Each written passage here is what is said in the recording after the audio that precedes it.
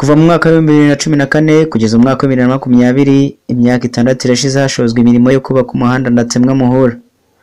Ariko mwibuka ry'uyu muhanda harimo mu bikorwa by'abaturage byangijwe ndetse ngo baranabibarirwa, ariko maginga ya bakaba batarahabwa ingorane z'ibyangijwe ubwo umuhanda wakorwaga. Ikibazo dufite twangirijwe n'umuhanda wakorwaga Ndatemwa Muhura 2014 mu myaka 6.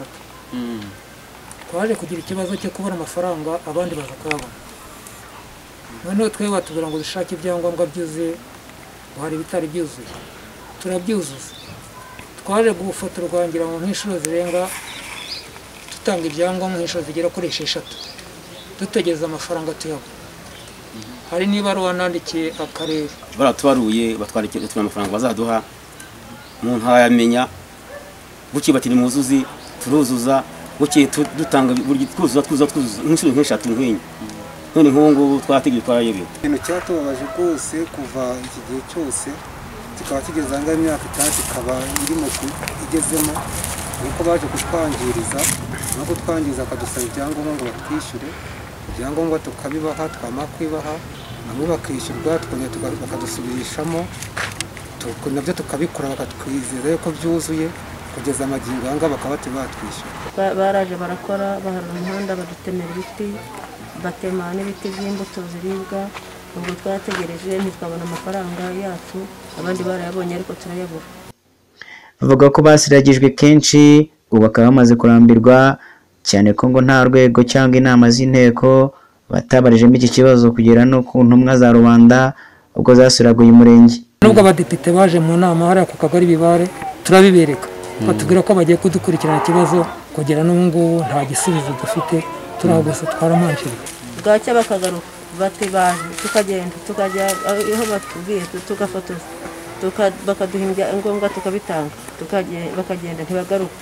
Mu kindi gihe bakagaruka hari n'abandi benshi batabonye amafaranga yabo, ntabwo ariko twenyine. Genda turafotoza ibyangombwa turabizana, barabiverifiya, barabisuzuma, barabyemera. Barangije ibyangombwa tubagitifu akagari k'Agakorokombe Vide Brade Manoveri arangije ibyangombwa arabibika, barambwiye ko azabashyira ku karere.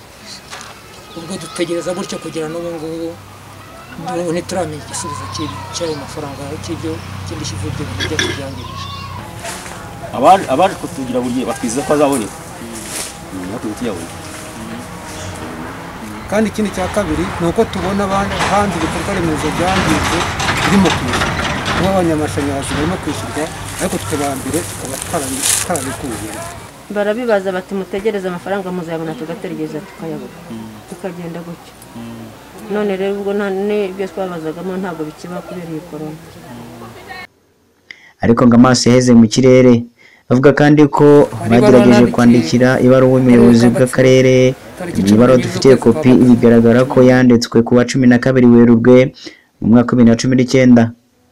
Aba batahawe ingurane bavuga ko batazi impamvu yabiteye, cyane ko bamwe muri bo bayahawe bakaburizwamo.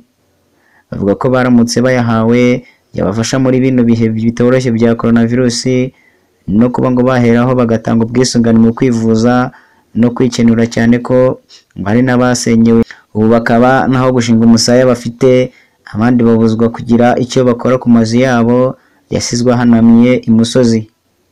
Aba baturage dore icyo basaba leta. Basaba no ko amafaranga nayo niteza imbere nk'abandi nk'uko babahaye imbere y'ibyo bakora. Hari nk'izi yaraguye neza imodoka zacu.